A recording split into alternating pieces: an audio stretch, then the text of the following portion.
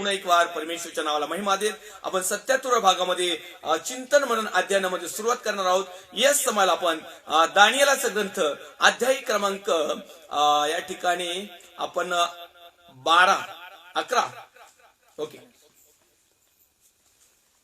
या ठिकाणी 12 पाहिलेला आहे आणि या समयाला आपण त्याच्यातला काही भाग देखील आपण पाहिलेला आहे. या ठिकाणी आपण ते पाहत आहोत दानिएलाचा ग्रंथ अध्याय क्रमांक 12. त्याचं आपण 3ऱ्या क्रमांकाचं वचन आपण एक पाहिलं होतं. जे सुज्ञ असतील ते अंतराळाच्या प्रकाशासारखे झळकतील. पुष्कळ लोकांस धार्मिकतेकडे वळवणारी लोक युगानुयुग ताऱ्याप्रमाणे चमकतील. हे दानिएला, तू अंत समयापर्यंत ही वचने गुप्त ठेव व हे पुस्तक मुद्रित करून ठेव. पुष्कळ लोक धुंडाळीत फिरतील व ज्ञान वृद्धी होईल. या ठिकाणी आपण थांबलेलो होतो. पुन्हा एक वार आपण या ठिकाणी पाहणार आहोत 7व्या क्रमांकाचं वचन. तागाची वस्त्र लिहिलेला जो पुरुष नदीच्या पाण्यावर होता त्याने आपला उजवा व डावा हात आकाशाकडे वर करून जो सदाजीवी त्याची शपथ वाहून म्हटले की एक समय, 2 समय व अर्धा समय एवढा अवधी आहे. एक समय, 2 समय, अर्धा समय. परमेश्वराच्या दृष्टिकोनातून समयाची जी परिभाषा आहे, वेळेचं जे कॅल्क्युलेशन आहे ते मनुष्याच्या वेळेसारखं नाही, मनुष्याच्या कॅल्क्युलेशन नुसार नाही, मनुष्याच्या आकडेवारीनुसार नाही. एक समय, 2 समय, अर्धा समय.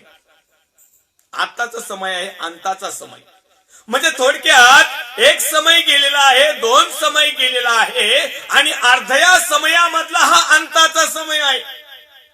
परमेश्वराचं वचन आम्हाला सांगतं परमेश्वराला एक दिवस 1000 वर्षासारखा आहे आणि 1000 वर्ष एका दिवसासारखे आहे.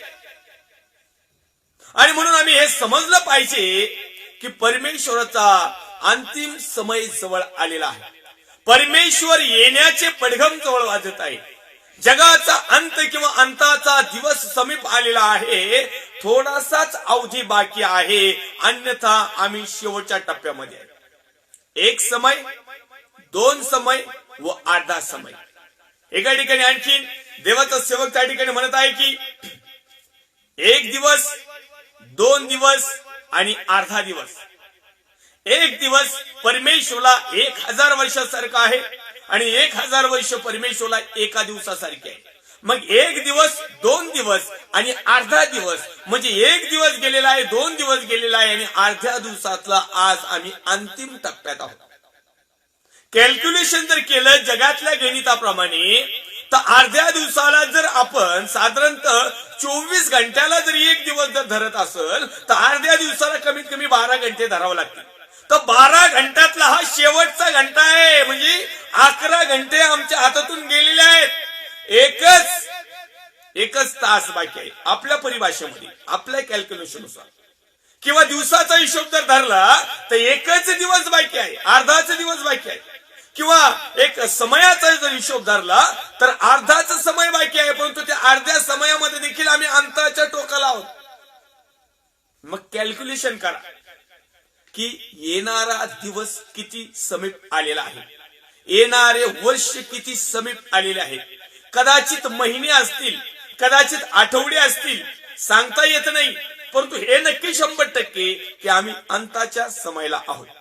आणि आज या अंताच्या समयाला आम्ही कशा प्रकारे आम्ही जीवन जगायला पाहिजे हे आज आम्हाला समजलं पाहिजे.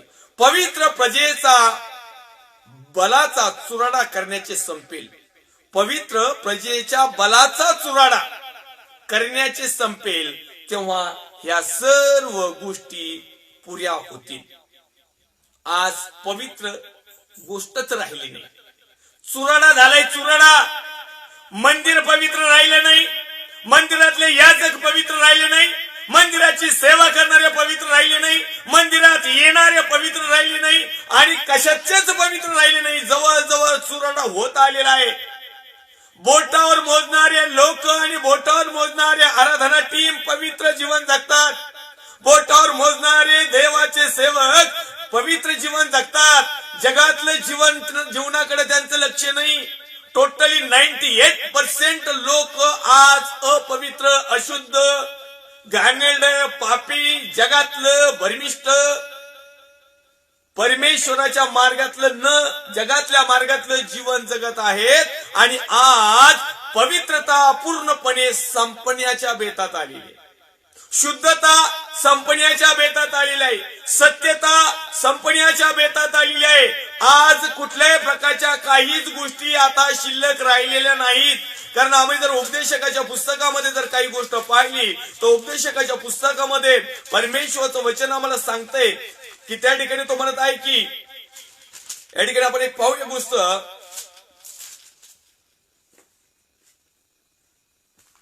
उपदेशकाचा ग्रंथ अध्याय क्रमांक 3 आणि वचन क्रमांक 16 मध्ये लिहिलेला आहे. शिवाय ह्या भूतलावर, या सृष्टीमध्ये, या जगामध्ये, देशामध्ये, आम्ही जिथं कुठं राहत आहोत तिथं, याशिवाय या भूतलावर न्यायाचे स्थान पहावे. न्यायपालिका, न्याय देवता, न्यायालय, किंबहुना ज्या ज्या ठिकाणी आम्ही न्याय मागायला जातो, डिपार्टमेंटली खाते असतील, सरकारी खाते असतील, गृहमंत्रालयाचे खाते असतील, जे काही जेवढे काही खाते असतील जे सरकारी, जिथं न्याय मागण्यासाठी आम्ही जातो, तर पवित्र शास्त्रोपदेशकाच्या ग्रंथामध्ये शलोमोन राजा लिहित आहे की त्या ठिकाणी तो म्हणत आहे की न्यायाचे स्थान पाहावे तर तेथे दुष्टता आहे. न्याय मिळत नाही, त्या ठिकाणी दुष्टपणा होत आहे, त्या ठिकाणी योग्य तो निर्णय होत नाही, त्या ठिकाणी खऱ्याचं खोटं आणि खोट्याचं खरं होतं. पवित्रतेला अपवित्र आणि अपवित्रवाल्याला पवित्र जागेवर जाऊन बसतो. ज्याची लायकी पात्रता नाही तो मोठे लाल गाडीत बसतो. ज्याची पात्रता आहे तो बिगारी काम करतो. हे सध्याची परिस्थिती आहे. याच्यावरून समजून घ्यायचं की आता न्यायपालिका किंवा न्यायाचं स्थान पाहावं तर तेथे दुष्टता वाढलेली आहे. आणि पुढे लिहित आहे धर्माचे स्थान पाहावे तर तिथे दुराचार आहे. म्हणजे धार्मिक ठिकाणी सदाचार, धर्माचार, सत्याचार पाहिजे, त्या ऐवजी त्या ठिकाणी दुराचार, दुर्विचार, दुष्ट विचार, वाईट विचार, जगाचे विचार, मोहाचे विचार, मीपणा, हमपणा, गर्व, अभिमान, व्यर्थ, हुशारकी, लबाडकी, लाभासाठी तोंडपूजपणा, खोटरडेपणा, एक नामधारीपणा, एक ओनली फक्त नाटकीपणा धार्मिक ठिकाणी. आज आमच्याकडे काय धार्मिक ठिकाणी हेच चालतंय. तुम्हाला काय वाटतं उपासनालय हात मिळून खरेपणाने करतात का? या योहान सुवर्तमान अध्याय क्रमांक 4 आणि वचन क्रमांक 23 आणि 24 ची वाट लावली लोकांनी म्हणण्यापेक्षा ज्या प्रमुख लोकांनीच वाट लावली. आराधक कसे असावेत, देवाचे सेवक कसे असावेत, बिलीवर्स लोक कसे असावेत, सगळ्यांनी सगळ्याच गोष्टीची वाट लावली. कारण आम्ही अंताच्या समयला आहोत. कारण आता काय घडलेलं आहे, आता काय होत आहे की तो म्हणत आहे की चुराडा करण्याचे संपेल तेव्हा ह्या सर्व गोष्टी पुऱ्या होतील. आता चुराडा करायचं चालू आहे. उगा थोडा भोगा राहिलाय, सगळ्या पोंगळ्याचे पुढे फोडून टाकले. ते चावमेव बघितलं का? चावमेव एवढं भलं मोठं पाकिट हवा भरू फुगवीत येत, आतमध्ये एवढंच फुसकावार चुरा होतो. तसा आता धार्मिकतेचा चुरा झाला, न्यायाचा चुरा झाला, सगळ्याच गोष्टीचा चुरा करून टाकला लोकांनी. अहो एकानी नाही सोडलं कशालाच.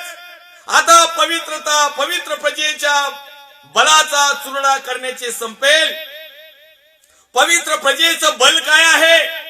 पवित्र प्रजेचं बल आहे देवाचं वचन, सत्यता, धार्मिकता, वागणूक, उठणं, बसणं, बोलणं, चालणं, आज्ञा, विधी, नियम, शुद्धता, पवित्रता, हे पवित्र प्रजेचं बल आहे, ताकद आहे. जोपर्यंत स्वर्गीय सामर्थ्याने युक्त होत नाही तोपर्यंत तुम्ही यरूशलेम सोडून जाऊ नका. म्हणजे काय की पवित्र आत्म्याचं मार्गदर्शन, पवित्र आत्म्याचा पॉवर, सामर्थ्य, अभिषेक, ताकद, शक्ती, ज्ञान, संगती, सहभागिता, आज याचा चुरडा करायचं काम चालू आहे. अहो इथून पाठीमागच्या काही दिवसामध्ये अनेक लोकांना पवित्र आत्म्याचं मार्गदर्शन केलं, पण आज ते पवित्र आत्म्याचं मार्गदर्शन देखील आज लोकांनी फेल केलेलं आहे. अनेक लोक म्हणतात अहो तो देवाचा कृपाभिषेक होता, पडला, तो सेवेतून रिटर्न गेला, करतोय सेवा पण पूर्वीसारखी नाही करत. सुरुवातीला खूप छान होतं पण आता सगळं घाण आहे. ही वस्तुस्थिती आहे, ही रियालिटी आहे. हे आम्हाला समजणं खूप महत्वाचं आणि गरजेचं आहे. तर या ठिकाणी आम्ही समजून घ्यायचं की अंताचा समय कशा प्रकारे या ठिकाणी आलेला आहे. तर या ठिकाणी तो लिहित आहे की पवित्र प्रजेच्या बलाचा चुराडा करण्याचे संपेल तेव्हा या सर्व गोष्टी पुऱ्या होतील. मग तुम्हाला असं वाटतंय का आता पवित्र गोष्टीचा चुराडा झाला नाही म्हणून? अहो सगळं वाटोळं करून टाकलं, हे देहच पवित्र करून टाकलंय, बाकीचं काय करायचंय बाकी राहिलंय? जगातल्या गोष्टी तर काय पवित्र शुद्ध नाहीतच, मंदिराचा तर विशेष घ्यायचा नाही. आता हे जे मंदिर होतं हेच भ्रष्ट केलं, मग महत्वाचा पार्टच खराब केलं. बाकीच्या भंगार गाडीला काय करता?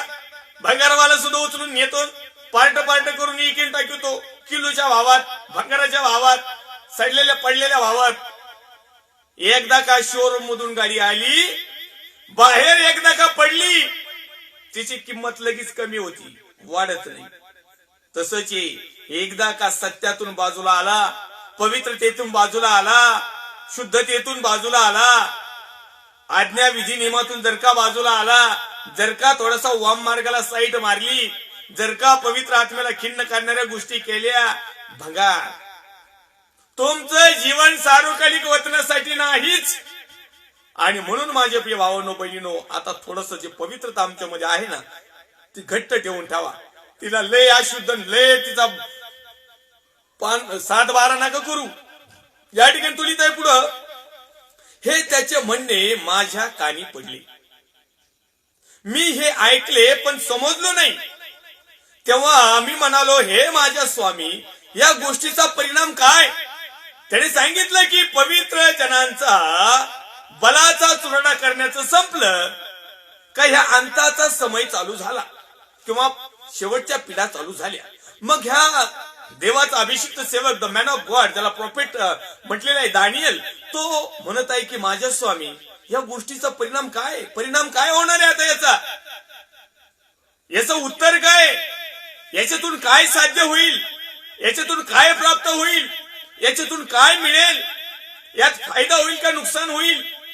यामध्ये आम्ही वाचल्या जाऊ का कामातून जाऊ, सार्वकालिक वतनाकडे जाऊ का नरकाकडे जाऊ? नेमकं काय तू म्हणते मला समजलं नाही. मग 9व्या क्रमांकाच्या वचनामध्ये म्हणतो, तो म्हणाला, हे दानियाला, तू आपला स्वस्थ राहा, तू डोकंच नको चालू, रिलॅक्स. सेवका रिलॅक्स हो, आता काय तू ताण घेऊ नको.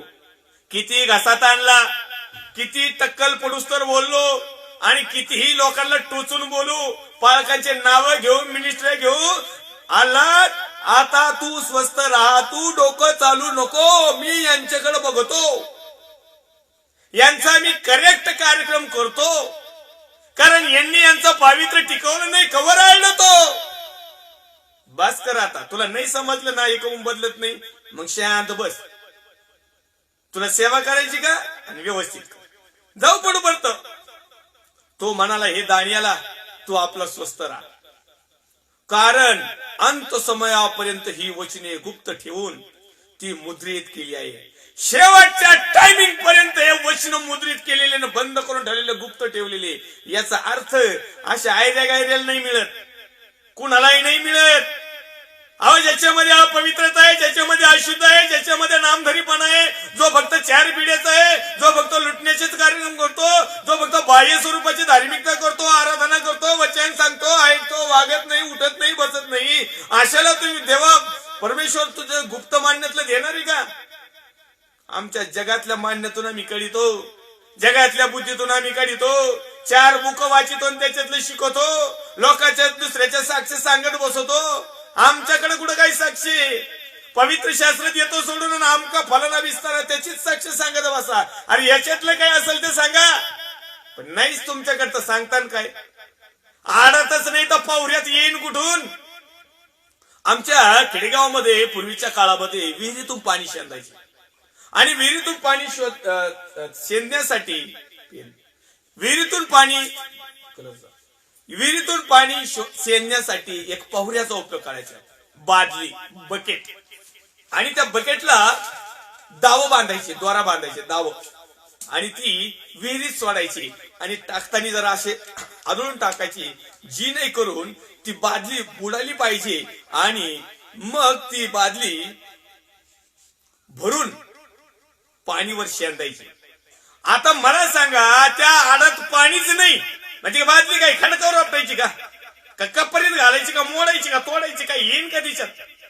मग असे काही काही महाभाग येत आणि असे काही काही महाभाग बिलिवर्स पण आहेत की त्यांच्या आडात त्यांच्या इरीत पाणीच नाही, मोकार त्यांचा पाळक आपटीत होते बादल्या, तीनदा तीनदा त्याच बादल्या आपटीतो, त्याच्यात काही साध्य होत नाही आणि लोकाला मोकळ्याच बादल्या देतो. मोकळ्या कोणत्या माहिती का? आत्मिक नाही देत. आत्मिक काहीच भरून येत नाही त्याच्यात, धार्मिकतेबद्दल काहीच भरून येत नाही त्याच्यात, पश्चातापाविषयी त्या बादलीत काहीच येत नाही. फुटके अवदात बादल्या होती तिथं, फुटके अवदात. बायबल सांगता मला, तुम्ही तुमच्यासाठी फुटके हौद बांधून घेतले. आता फुटके हौदाला पाणी जिरण का, पाणी राहीन का, पाणी येईल का? अशा प्रकारे फुटक्या हौदांनो, आणि तुमच्याकडे तहानेलेली येते बिलिवर्स लोक, पाणी पाजा पाणी पाजा. अरे यांच्याकडेच पाणी नाही. वचनाचं पाणी आहे का? सार्वकालिक वचनाचं पाणी आहे का? जिवंत पाणी तुमच्याकडे आहे का? परमेश्वरचा पुत्र प्रभू येशू ख्रिस्त म्हणतो, जो माझ्यावर विश्वास ठेवील त्याच्यामधून जिवंत पाण्याचे झरे वाहिले जातील. अरे झरा काय, पण तुमच्याकडे एवढस धरणी सुद्धा नाही. लोकाला काय पाजणार आहे तुम्ही? लोकाला पाहिजे तर तुम्ही जगातलं पाणी, लोकाला पाहिजे तर तुम्ही बिस्लरीचं पाणी, लोकाला पाहिजे तर तुम्ही अनॉइंटिंग वॉटर. 20 रुपयाची बाटली 200 रुपयाला, हे बरे कल्याण करता तुम्ही. सगळी इकली, ठेवलीच नाही, थोडी सुद्धा नाही, काहीच शिल्लक राखली नाही. उसनी झाली, मायनस झालो आपण, मायनस उधारी झाली आपली, इतकी ठेवलीच नाही. काही जनाची नाही, मनाची नाही, कशाचीच नाही ठेवली. एवढं कुठं भगरी जीवन असतं बाई?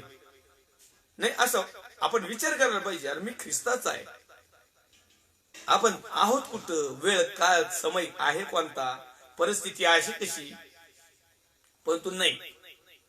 कारण अंत समयापर्यंत ही वचने गुप्त ठेवून ती मुद्रित केली आहे. वचन तर मुद्रित केली, वचनात तर छापखाना झालं, वचन तर आमच्यापर्यंत आले, पण मुद्रित केलं.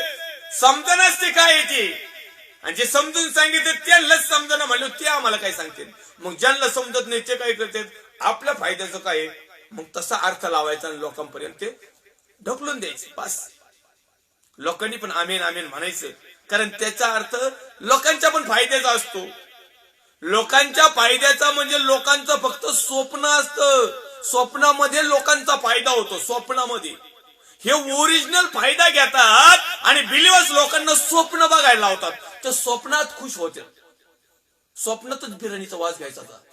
वाव, स्वप्नामध्ये नुसतं बिर्याणीचा वास घ्यायचा. हे ऑलरेडी बिर्याणी खाऊन जाते. बिलिवर्स लोक नुसतं स्वप्नातच बघायचं. मग बिलिवर्स लोकांना स्वप्नात दर्शन असतं. तुम्ही श्रीमंत होणार, तुम्ही घडगंत संपत्ती मिळेल, तुमच्या झोपडीचा बंगला होईल, भाड्याचं घर तुमच्याच नावावर होईल, आखी चाळच तुमची. लय तुमच्या बापांनी कमवून ठेवले गाबाळ तुमची चाळ नावावर करून द्यायला. अशा काही घटना मी बरेचशा वेळेस लाईव्हला सोडलेले, सांगितलेले आहेत, ते फोटो दाखवले त्या पाळक लोकांचे. सगळी चाळ याच्या बापाचीच, ही मिळन ते मिळन. अरे याने बांधली ना मोठी बिल्डिंग, आमचं काही पत्रे बांधलं ना. कारण अंत समयापर्यंत ही वचनं गुप्त आहेत. जवळ यांचा नाश होत नाही, जवळ हे परिवर्तित होत नाही, जवळ हे नरकात भसन वाटत जात नाहीत, अधोलोकात जात नाहीत, तोपर्यंत यांना समजणारच नाही. सुंदररित्या परमेश्वराने या वचनामध्ये लिहून ठेवलंय, तरी आजही आज आम्ही इतके काही कठीण, इतके काय भरमिष्ट, इतके काय हँग, इतके काय बधीर, इतके काय पणवती झालेलो आहोत का आमचं आम्हाला समजाना कुठं जायचंय कुठं. केवळ जगातला सुखाचा मार्ग शोधून तुम्ही तुमचा सार्वकालिक वतनाचा भाग सोडून देता. अनेकांना असं वाटतं की जगातलं सुख म्हणजे स्वर्गाच्या राज्यात सुख मिळेल की काय. अनेक लोक म्हणतात इथं घ्या आनंद करून, वरती काय करायचंय बघूच, मेल्यावर कोण बघतय, मढ्यावर कोण येतय का, मग जवळ असताना करा नाहीश. अरे बाबा खरे मढ्यावर कोण नाही नेत, म्हणून तुम्ही जर कशी आयुष करायला लागले, जमल का? त्याच काहीतरी बेनिफिट मिळेल, त्याचा फायदा नफा नुकसान तोटा येणाऱ्या दिवसामध्ये अंताच्या समयाला मिळेल. न्यायदंड ज्यावेळेस येईल त्यावेळेस समजल. कारण अंत समयापर्यंत ही वचन गुप्त ठेवून ती मुद्रित केली आहे. आता 10व्या क्रमांकाचं वचन लक्षपूर्वक ऐका. पुष्कळ लोक आपणास शुद्ध व शुभ्र करतील. परमेश्वराचं रेव्हलेशन आहे, परमेश्वराचं रहस्य आहे, परमेश्वराचं हे दर्शन आहे, परमेश्वराचा हा पूर्वसंकेत आहे, परमेश्वराचं हे प्रकटीकरण आहे, परमेश्वराचं रेव्हलेशन आहे आणि परमेश्वराची ही योजना आहे, परमेश्वराची ही इच्छा आहे की पुष्कळ लोकांनी आपणास शुद्ध करावं.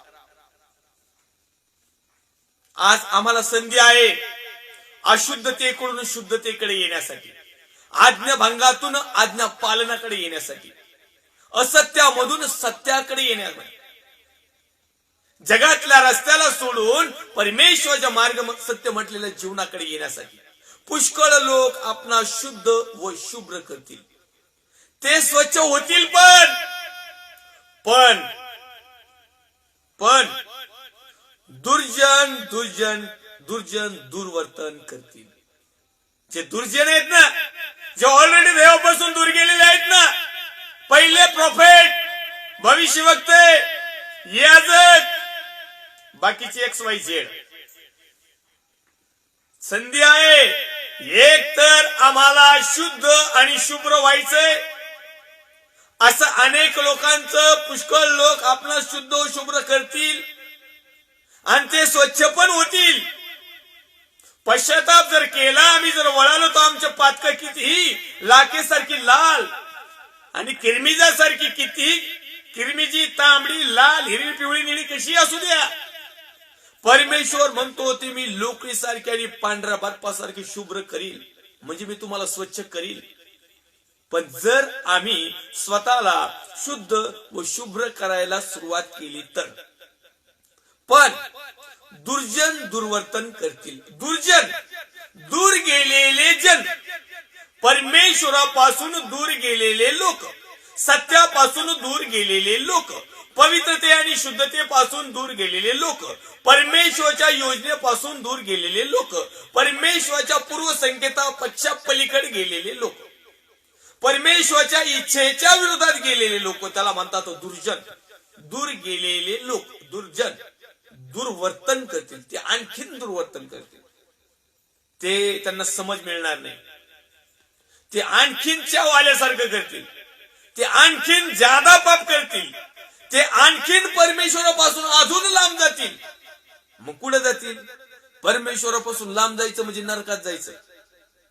परमेश्वरापासून दूर जायचं म्हणजे अधोलोकात जायचं. परमेश्वराच्या जवळ जायचं म्हणजे स्वर्गात जायचं.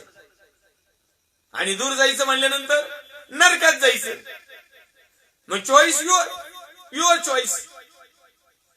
प्रत्येकाला व्यक्ती स्वातंत्र्य आहे आणि प्रत्येकाला परमेश्वराने एक बुद्धी दिलेली आहे, समज दिलेली आहे, आत्मा दिलेला आहे. पण आम्ही कशाचा उपयोग करतो आज तुम्हालाच माहिती आहे.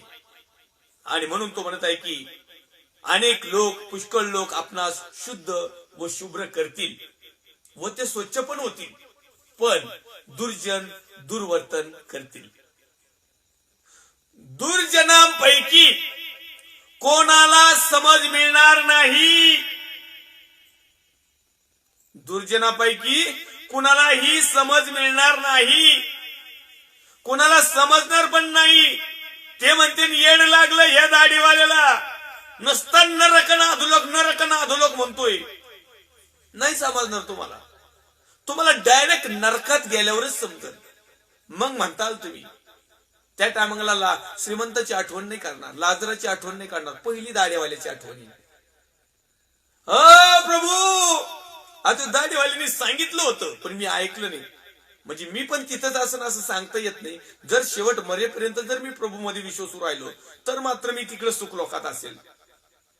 नाही तर कमीत कमी समजा, उदाहरण म्हणून मी सांगतो, मी तर 100% असणार, त्याच्यात तर काही वादच नाही. पण समजा मी एखाद्या दुर्जनाला सांगितले आणि त्याला ते आता समजलं नाही आणि समजा बॅड लक नाही, उदाहरण मी सांगतोय, तसं तो होणार नाही परंतु तुम्हाला समजण्यासाठी उदाहरण मी पण त्याच्याबरोबर नरकातच गेलो तरी तो म्हणेन प्रभू ह्यो माझ्या संग असणारा नरकातला ह्यो दाढीवाला ह्यो मला सांगत होता, मी याचा ऐकलं असतं, ह्यो येऊ पडता इकडे मला काही घेण देणं नाही, पण ह्यो जे सांगत होता ना ते खरं होतं.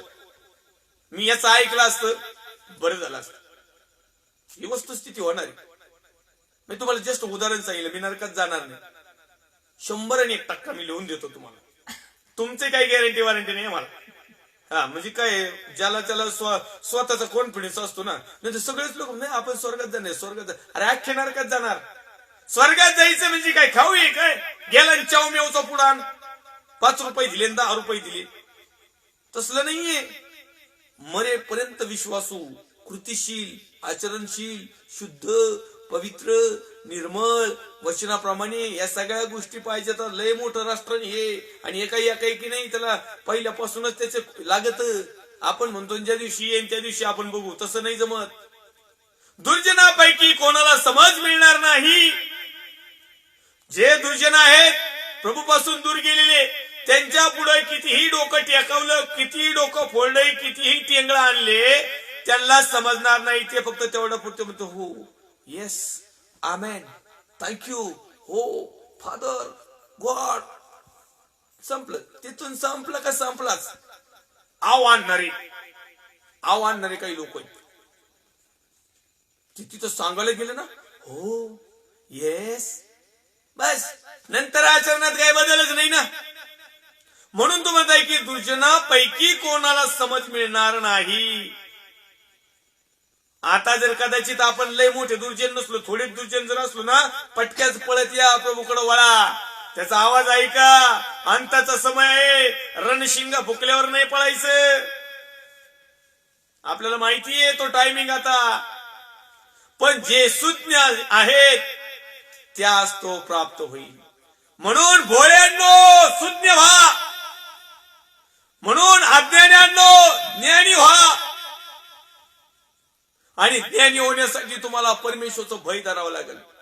आणि तुम्हाला तर हे नको आहे. परमेश्वरचं भय धरल्यावर खोटं बोलता येत नाही. परमेश्वरचं भय धरल्यानंतर चोरी करता येत नाही. परमेश्वरचं भय धरल्यानंतर व्यभिचार करता येत नाही.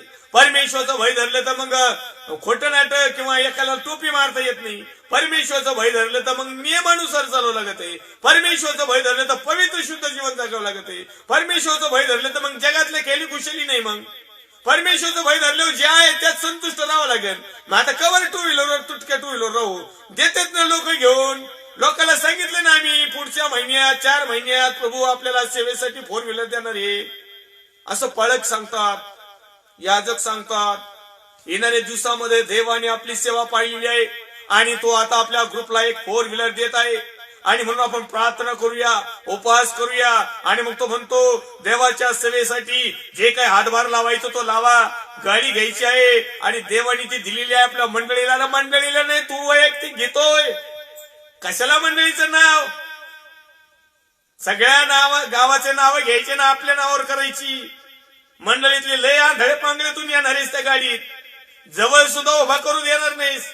Don't touch my car. हे अशी तर भरमिष्ट झालेली भिकाऱ्यातले भिकारी.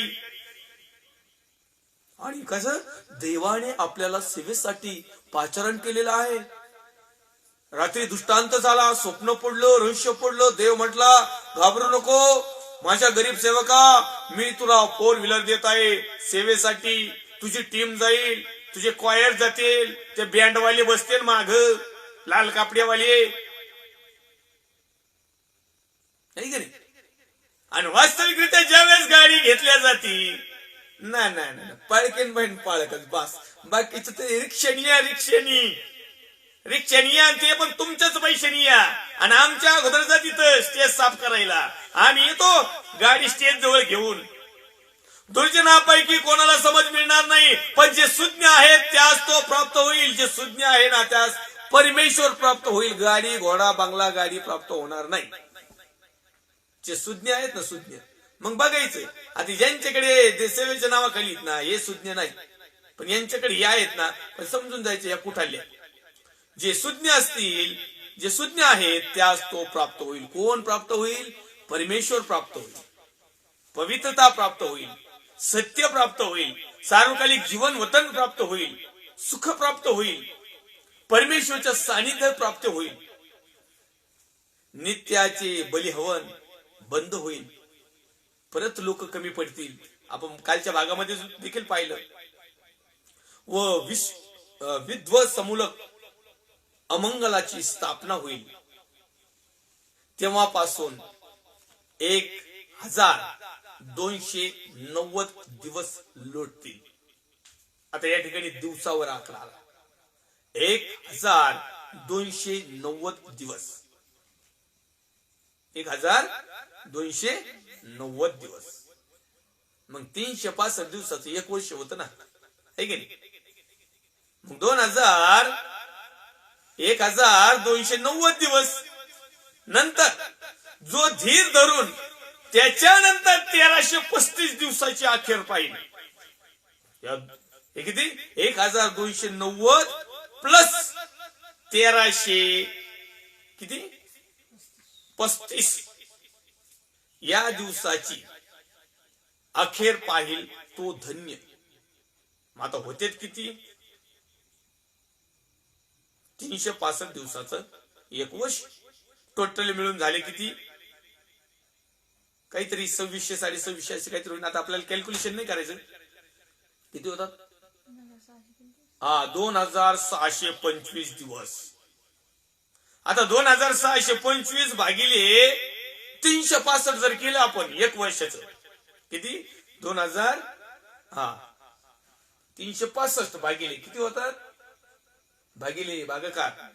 तर या ठिकाणी लिहित आहे की या दिवसाची अखेर पाहिल तो धन्य. आता कॅल्क्युलेशन आहे, आकडेमोडीचं गणित आहे आणि अनेक महाभाग याच आकड्यावर येतात. अनेक लोक याच्यावर टपून याच्यावरच अंदाज काढते. या वर्षी येईल, पुढच्या वर्षी येईल, मागच्या वर्षी येईल. भागिले करा किती?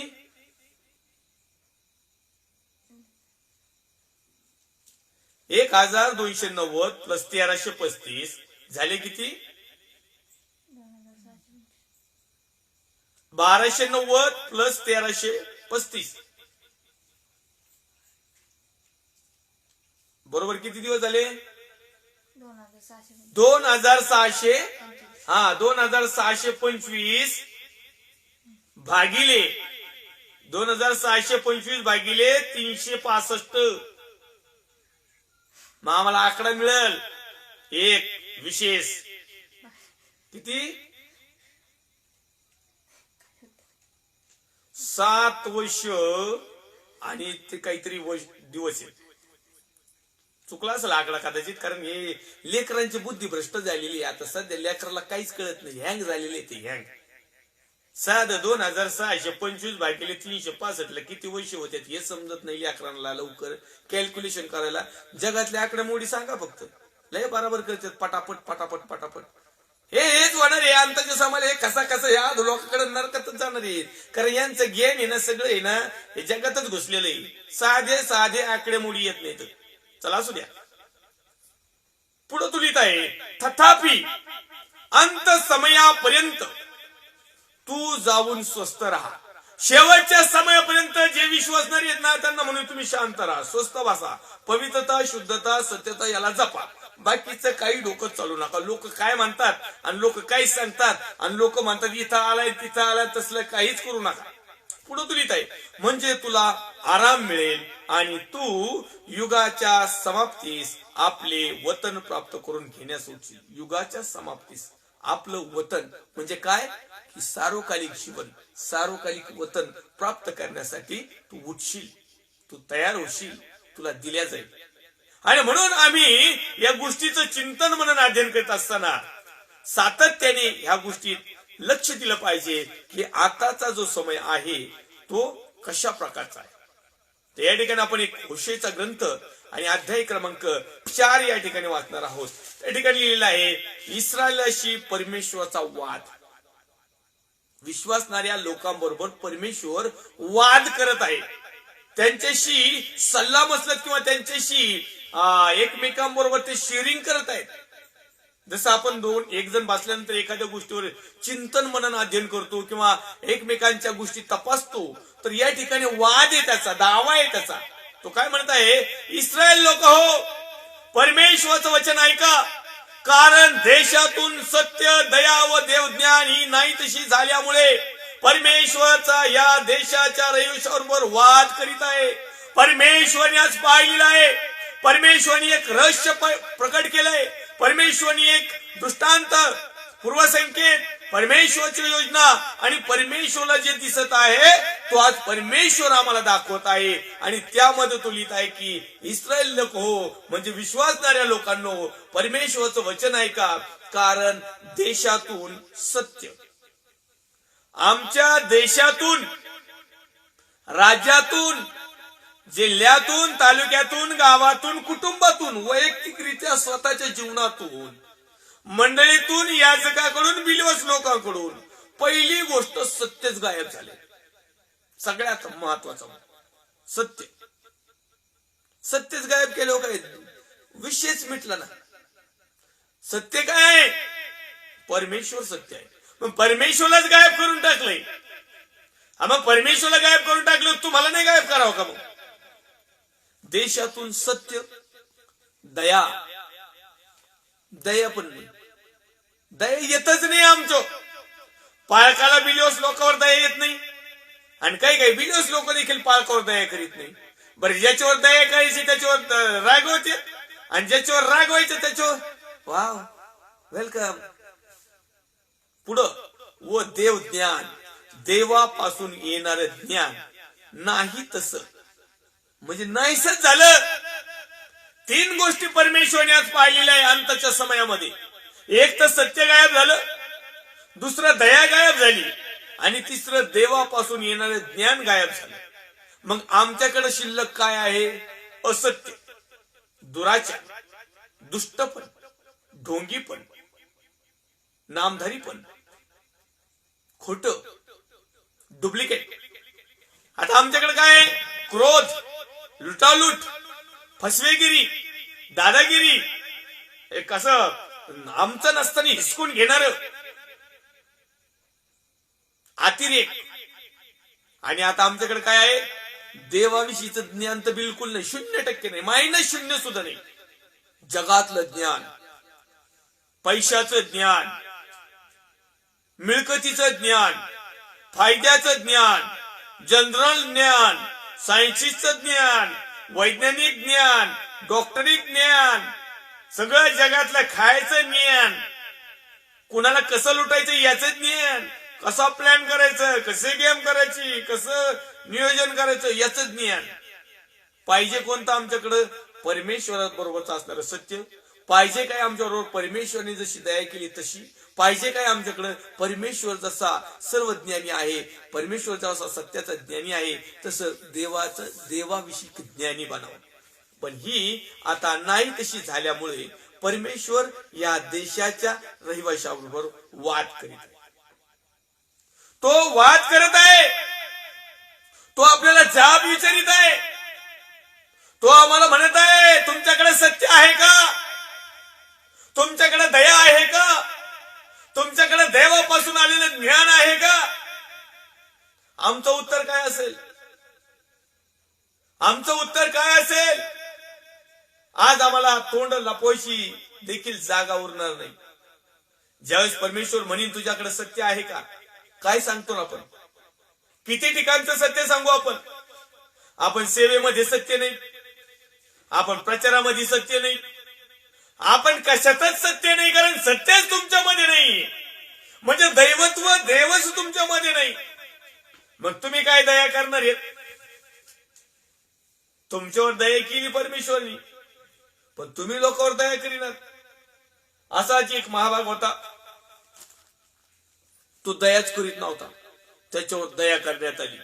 सुंदरच एक उदाहरण नव्या करारामध्ये परमेश्वरचं वचन आपल्याला सांगतं की कोणा एका मालकाकडे 3 लोक आले आणि मालकाने त्याला सांगितलं एकाला, बाबा तू माझं कर्ज केव्हा देतो? तो म्हटला, साहेब माझ्याकडे परिस्थिती नाही, मला माफ करावं. तो म्हटला, ओके तुला माफ. दुसऱ्याला तो तुला पण माफ. तिसऱ्याला त्याच्याकडे लय मोठं कर्ज असतो, तो म्हणतो तुलाही पण माफ. सगळ्या ओके, सगळं कर्जच माफ तुमचं. ज्याच्याकडे सगळ्यात मोठं ज्याला कर्ज होतं ना, त्याचं कर्ज त्याच्यापैकी एकाकडे कुणाकडे तरी होतं, साध्या माणसाकडे. मग तो जातो आणि त्याला म्हणतो, मिठीच धरतो, तू माझं कर्ज दे, मला बाकीचं काय माहित नाही, आणि तो म्हणतो महाराज नंतर देईन, साहेब नंतर देईन, पण ह्यो काय ऐका ना. मग हा डायरेक्ट त्या सावकाराकडे, तो राजा जो होता किंवा ज्यांनी यांचं तिघांचं कर्ज माफ केलं ना, त्या मालकाकडे जातो. हे गाऱ्हाणे त्यांच्याकडे जातं, ही केस त्यांच्याकडे जाती. आणि मग तो विचारतो काय झालं, तर हा मोठाडपणाने म्हणतो महाराज साहेब सावकार बघा ना, मी याला इतक्या दिवसापूर्वी असं असं कर्ज दिलं, पण हा नाटळेस आला, हा देत नाही म्हणून आमचं भांडण आहे. मग तो मालक म्हणतो बाबा मी तुझं कर्ज माफ केलं का नाही. चल हो. मग तू का नाही त्याचं कर्ज माफ केलं. तुझा एवढा मोठा बोजा मी माफ केला आणि त्याचे किरकोळ कारकोळ तू माफ नाही करू शकत का. अशी परिस्थिती आमची झाली. परमेश्वरने आमच्यावर दया केली, पण आम्ही काही गुन्हावर करीना, आम्ही करीतच नाही. मग या शेवटच्या काळामध्ये बायबल आम्हाला सांगतं की लोकांपासून एक तर सत्य गायब झालं. ऑलरेडी काही लोकांना सत्य समजलेलं आहे, पण ते सत्यापासून बहकले. ऑलरेडी काही लोकांवर परमेश्वरने दया केली, आजही करत आहे, परंतु आम्ही कुणावर दया माया करत नाही. आपण तर अजिबात करीत नाही. वचनाच्या बाबतीत तर नाही करीत, बाकीच्या गोष्टीत मी दया माया करतो, मला परमेश्वर ते परवानगी देतो, पण वचनाच्या बाबतीत दया माया नाही. No no compromise. बाकीच्या सगळ्या गोष्टीत मी दया माया करू शकतो, परंतु वचनाच्या बाबतीत नाही, सेवेच्या बाबतीत नाही. परमेश्वरच्या वचनाच्या बाबतीत कदापि होणारच नाही. गण जरी लावली तर होणार नाही, दयाच नाही. कारण इथं जर दया, कारण दया करण्यासारखी परिस्थितीच राहिली नाही. अंताच्या समयला तुम्ही आलेला आहोत, कारण परमेश्वर माझ्यावर देखील दया करणार नाही. तो म्हणशील तुला सत्य सांगायला लावलं होतं, तू खोटं सांगतो आणि वरून सांगतो मी दया केली, मी प्रेम केलं. म्हणजे खोटं सांगायचं म्हणजे प्रेम केलं. पुढे तो म्हणतो व देव ज्ञान, देवापासून येणारं ज्ञान लोकांकडे राहिलंच नाही. लोकांकडे म्हणण्यापेक्षा याचकाकडे नाही राहिलं, प्रॉफिटकडे नाही लागलं. उगाच आम्ही खोटे प्रिचर, खोटे टीचर, खोटे प्रॉफिट म्हणतो का. कारण ज्ञान दैवातलं ज्ञान नाही. यांना उठून सुटून आढ्याला काय पुरलंय, फरशी खाली काय पुरलंय एवढंच दिसत. यांना उठून सुटून फक्त अनएंटिंग वॉटर, अनएंटिंग तेल एवढंच दिसत. यांना उठून सुटून फक्त फॉरेनला जाशील व्हिसा मिळेल एवढंच सुटत. यांना उठून सुटून फक्त श्रीमंत होशील एवढेच रेव्होल्युशन मिळत, एवढंच सत्य यांच्यावर. ही एवढीच दया लोकांवर करते फक्त. हे सत्य सांगतात, एवढीच दया आणि एवढंच देवज्ञान यांना. आता तुम्ही सांगा हे देवापासून आहे का. बाकीच्या सेवकाकडे बघा पूर्वीच्या, त्यांनी काय काय कमावलं, काय काय गमावलं. आज तुम्ही काय गमावलं, काय कमावलं. तुम्ही जगातली कमावलं, पण तू स्वर्गाचं राज्य गमावलं. सावधान. पुन्हा एक वार ऐका. तुम्ही जगातलं कमावलं, पण स्वर्गाचं राज्य गमावलेलं आहे. आणि म्हणून सावधान. अजूनही वेळ गेली नाही, अंताच्या समयाला थोडासा क्षण बाकी आहे. आजही पश्चाताप करा आणि वळा. पण आम्ही नाही वाढणार, आपण कठीण झालो. आम्हाला जगातलं खूप आवडतं. ताना तुम्हाला काय सांगायचे ते सांगा, आम्ही ऐकू, पण आम्ही बदलणार नाही. पुन्हा एक वार सांगतो, जगातले 98% याजक वर्गापैकी, प्रोफेट वर्गापैकी, सेवकांपैकी त्यांनी जगातलं भरपूर काही कमवलं, पण बरेच काही स्वर्गातलं राज्य गमावलेलं आहे. लक्षात घ्या, स्वर्गाचं राज्य आमच्यासाठी महत्वाचं आहे. जगातला पैसा पाणी टेटच नाही, जगातल्या गाड्या गोड्या नाही. याचा अर्थ मी म्हणत नाही तुम्ही पाय पाय हिंडा, परमेश्वर तुम्हाला देईल, परंतु त्या सत्यापासून घ्या. हिसकून घेऊ नका, डुप्लिकेटपणाने घेऊ नका. आणि त्या गाड्या भेटल्यावर आमच्या सारख्याला गाड्यांना लिफ्ट देत जा. आम्हाला हॉर्न वाजून जाते पुढे, गाडी परत येत नसते ती माग. मग सत्य नाही, दया नाही, देवज्ञान नाही, वचन नाही, काहीच नाही. जगातलं मात्र माल मसाला, जगातलं मात्र टेटस, जगातली श्रीमंती, जगातल्या गाड्या घोड्या, जगातलं एक मस्तपैकी बाहेर देशाला जाणं येणं, व्हिसा, जगातला मान सन्मान भरपूर आहे. पण लक्षात घ्या, तुमच्याकडे सार्वकालिक जीवन नाहीये, सार्वकालिक वतन नाहीये. स्वर्गाचं राज्यापासून तुम्ही दूर गेलेले आहात. ज्या ज्या ज्या वेळेस तुम्ही परमेश्वरच्या नावाने या सगळ्या इथं जमवलं ना, याचा अर्थ तुम्ही आधोलोक कमवलं, नरक कमवलं, आणि स्वर्गाचं राज्य गमावलं. जगामध्ये तुम्ही हे कमवता कमवता हेही कमवलं. जगामध्ये हे सगळं नावे करता करता नरक आणि अधोलोकही नावे करून घेतली.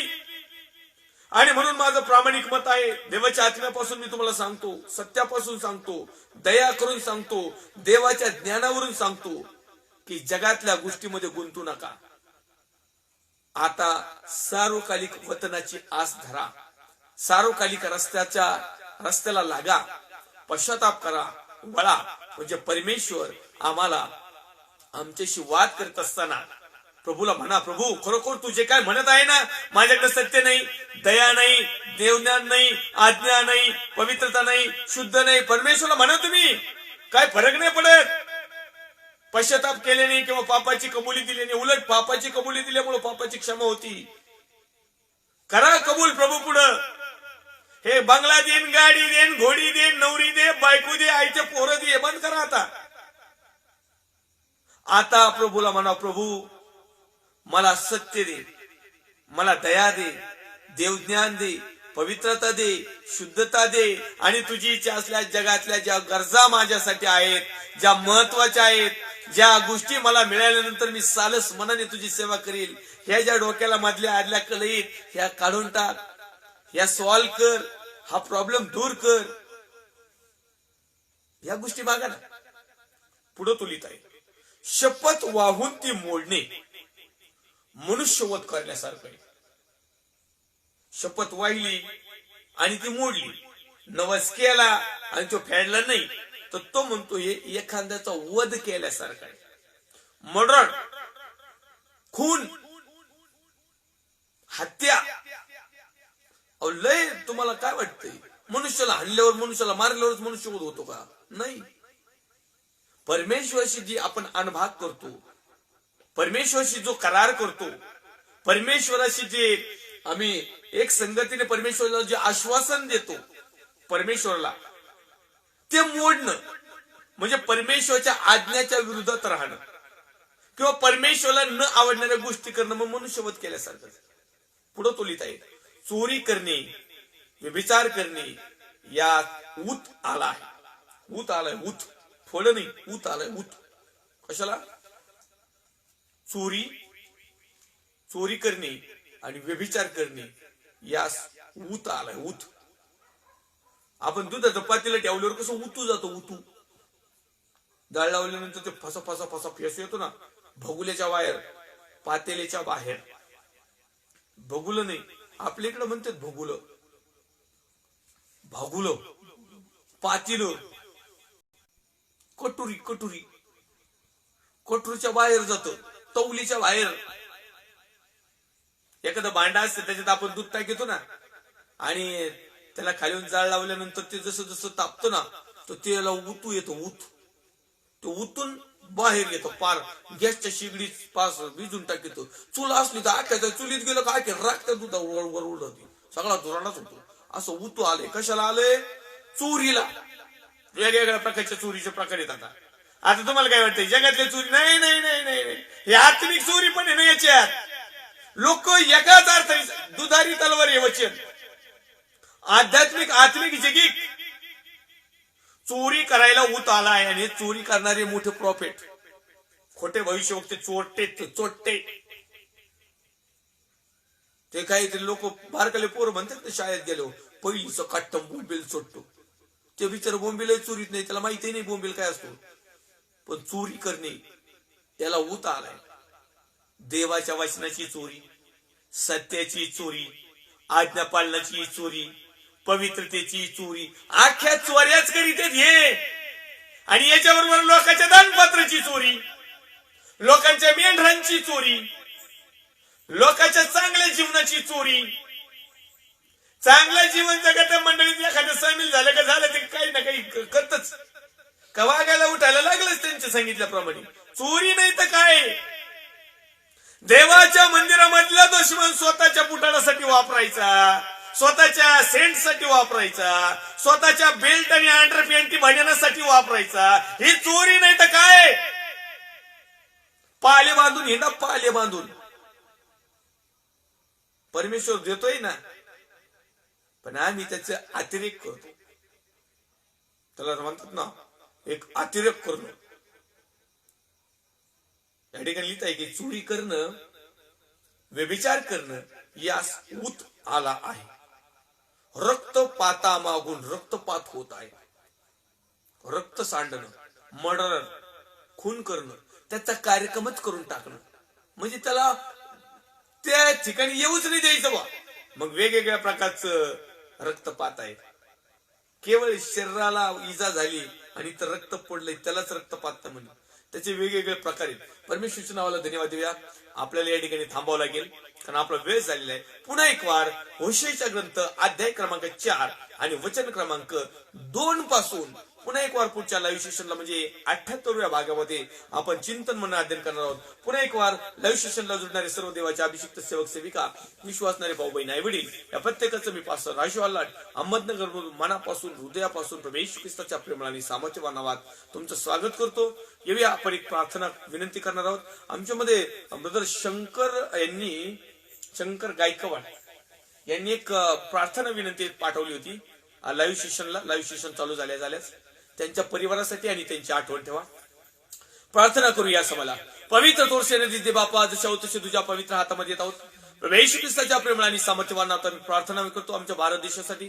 भारत देशातील सर्व राज्य, विशेष करून माझा महाराष्ट्र राज्याचे मुख्यमंत्री मान्य उद्धवजी साहेब, त्यांचे सर्व सहकारी टीम, विरोधी पक्ष नेते मान्य देवेंद्र फडणवीस साहेब, त्यांचे सर्व सहकारी टीम, सर्व पोलीस डिपार्टमेंट, डॉक्टर्स, नर्स, सेवाभावी संस्था, वैयक्तिक लोक, देवाचे अभिषिक्त सेवक सेविका, लाईव्ह सेशनला जुळणारे सर्व मित्र, आप्तेष्ट, स्नेही परिवार, त्याचप्रमाणे परमेश्वर देवा मी प्रार्थना करतो ब्रदर शंकर गायकवाड आणि त्यांचे परिवार आणि त्यांच्या समस्या आणि चिंता, काळजा, टेन्शन, ताण, दबाव आणि त्यांना ज्या काही गोष्टी आहेत परमेश्वराच्या सामर्थ्यवान नावात प्रिय परमेश्वर त्या तुझ्या विश्वासणाऱ्या सेवकाला देऊन तृप्त कर. यासाठी की त्यांच्या समेत त्यांच्या परिवारानं तुझ्या नावाचा महिमा आणि गौरव करावं आणि शेवटापर्यंत विश्वासू जीवन जगावं. आम्ही प्रार्थना विनंती करतो अंताच्या समयाला जो काही थोडासा वेळ आमच्यामध्ये शिल्लक आहे त्यामध्ये आम्ही सत्य, दया आणि दैवज्ञान ही स्वीकारून ठाम आमच्या जीवनामध्ये कार्यरत करावे अशी तू आमच्यावर दया आणि कृपा कर. सर्व आदर, गौरव, सन्मान, महिमा मी तुला दे.